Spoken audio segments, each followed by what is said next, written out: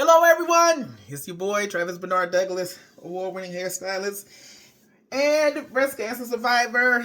I am chilling at the house, still recovering. I'll be out for a couple of weeks due to a procedure I had last week to was the second part of my reconstruction process. So I'll be out for a couple of weeks. But I felt like I had a little time today because, guys, life has been happening. And it has been happening consistently. And I don't put my personal information over social media a lot of the times, but I kind of felt led to come on and talk to you guys real quick.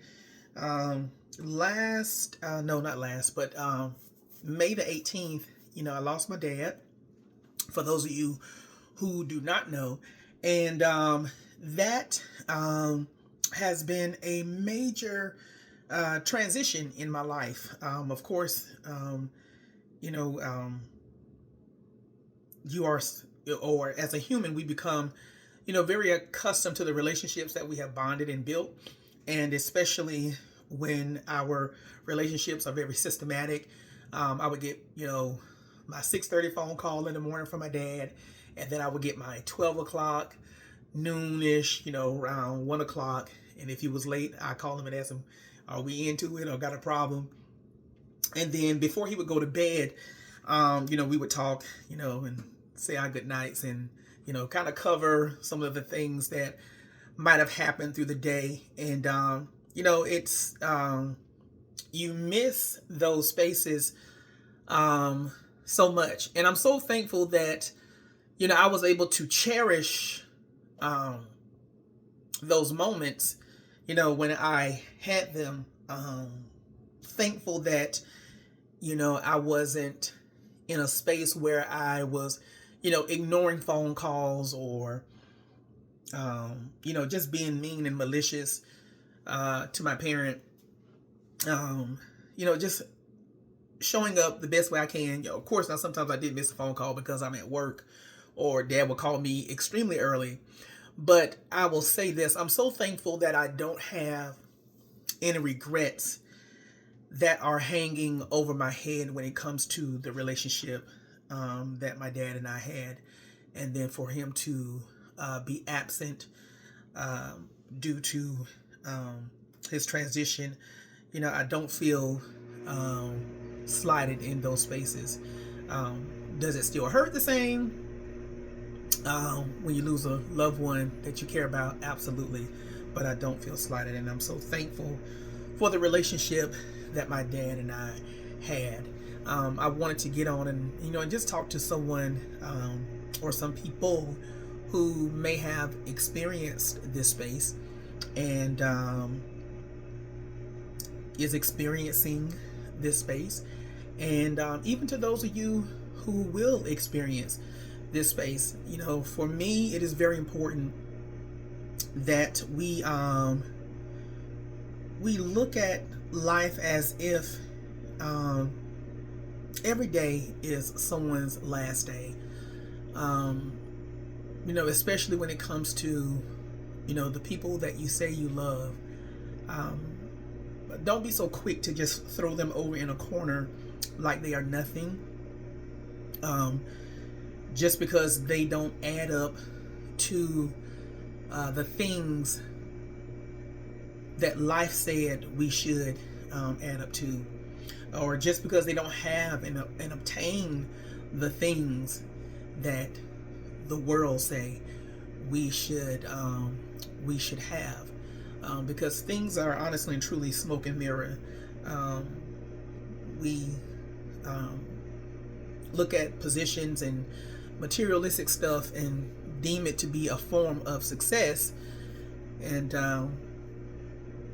we really forget that the humanity side of things, and we look at people as if they're nothing if they don't have those things or if they want something different. But however, just make sure you are loving on the people that are in your life, and I'm talking about the people that are in your life like good. I'm not talking about the people that are draining you, and if they are draining you, It's your job to let them know that they're draining you. But if they're draining you and you have not confronted that space or talked about it, then more than likely that's your fault, and you have internalized that space, because sometimes people don't even know that they're doing what they are doing to you. And so it is your job to speak up and let them know that, that space is really tampering with me, and I would appreciate it if you did not do whatever you do to make me upset, or whatever you do that causes me to be upset. I'm sorry.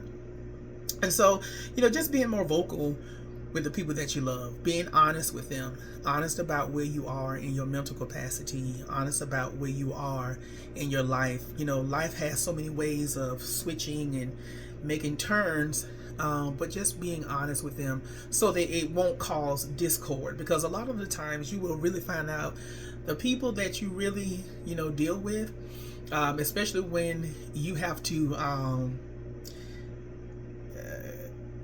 have a conversation with them, that you might not be able to show up in certain spaces because you have the things that you have going on in your life. You will really learn about a lot of people. Sometimes people will hold you hostage in certain spaces, but to me, your real loved ones, they're going to understand. They're going to understand that you have spaces in your life that you need to operate in. You're only going to be as good to them as you are to yourself. And sometimes, stepping back and saying no in certain situations is going to benefit you. And once again, it shows the strength of the relationships that you bonded, because once again, a friend that loves you, or a family member that loves you, they're going to understand and say, okay then, baby, take that time for yourself and get yourself together. But however, and I know I done went off, but however, with losing my father, it has been a major transition. And I watched my mom grieve on top of me grieving. I talked to my brother about his grieving, and it's a rough patch, because my concerns are my mom and my brother, and mostly my mom, and I don't know if I should say it like that, but that's how it's coming out in my head. I'm concerned about her, first of all, age, and her and my dad, they've been together all of my life. And for her to have that missing piece of her, it concerns me. So, initially I wanted her to come and, and stay with me for a couple of months, but my mom is a busybody. I do believe she enjoys, being home and being out with the people, being in a space where she's more familiar. But, my concern with her was that she grieves healthy, and that's the most important thing. I didn't want her to sink into a depression, because we all know that depression is a major dark place, and it's a lot of things that fester in that space. So I am very concerned about, her health. And then, with my brother, I'm concerned about, him as well. But I do believe he has, and I say believe, I know he has the resilience. First of all, he's young, and then and my brother is strong, and he has came over so many things, and such as my mom. But we just have that fight and that bitiness to still be overcomers in spite of. But as I said before, my mom, she was my main concern, because once again, to have been with someone that long, and to have lost them, and to watch them go through the stages in life, the things that we didn't get to see because we didn't live in the house, I know that can be a bit of a major mental capacity on her. And so, as I said before, I just want her to grieve healthy. One of the things that I also want to talk about too, was the week that we were planning the services for my dad. Of course, it was an influx of people, and phone calls, text messages, people coming over to the house, and then you see these spaces, they end up dissipating, because people are resuming back to their lives. They're back to their normal life. Of course, it's your father that passed, or your loved one that passed, not theirs. So they still have to, these people go back to work and, continue being husbands. They'll be there for you during the grieving process, but you'll see that the phone calls get lighter, and you'll see that the texts may get lighter as well.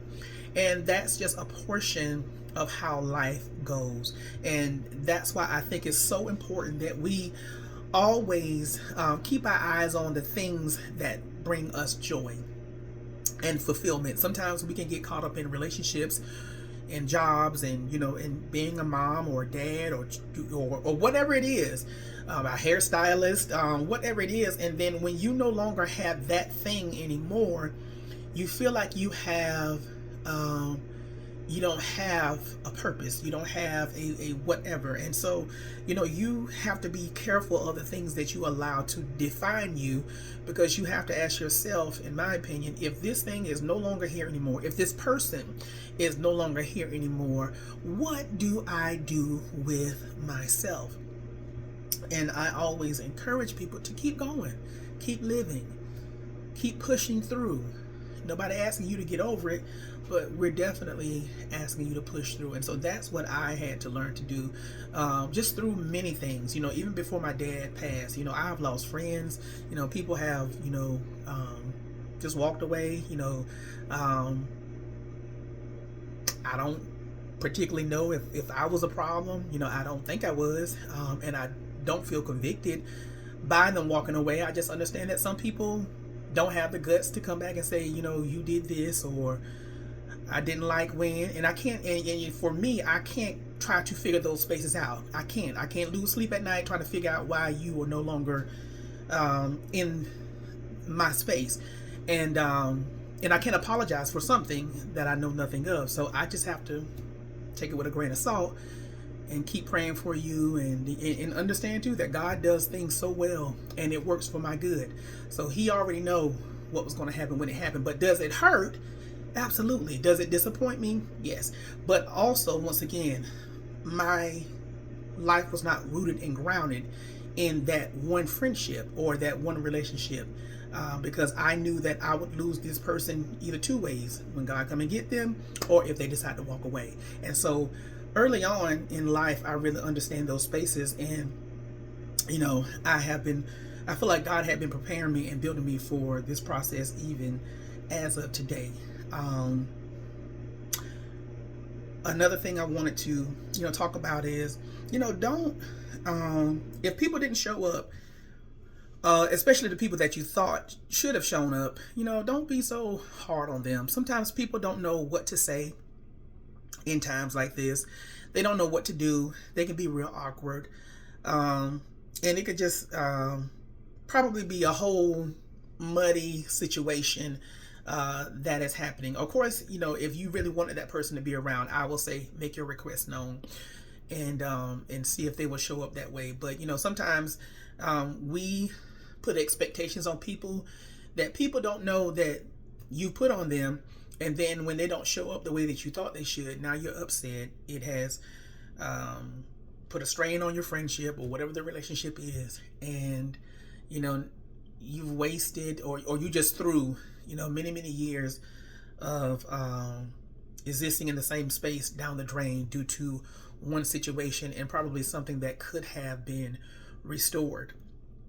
And so, give people grace, the same grace that you would want if you made a mistake, or if you didn't get it right in a moment. Give them the same grace. I've also seen, restoration happen in these spaces.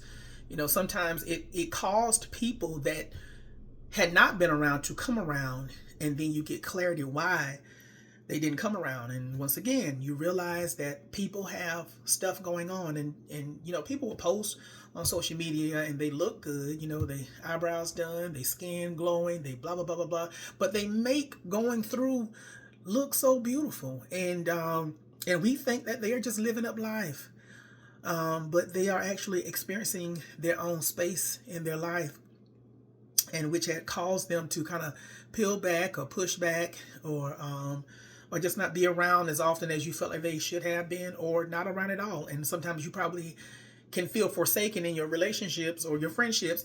But however, they once again, they have their own stuff going on. And so I've also seen in this space that there is restoration for friendships and relationships that had been dormant for a long time. And so to me, that's the beauty, in this space as well. You know, as I said before, you know, I just thank God for every level of life that He has, held my hand and walked me through, because I don't want to not take inventory on each level. I don't want to be so out of it, and I don't want to be so caught up in trying to video moments and or get picture ops or whatever. I want to be able to live that moment, live in that moment, embrace that moment, and get the clarity that I need in order for me to go on day by day.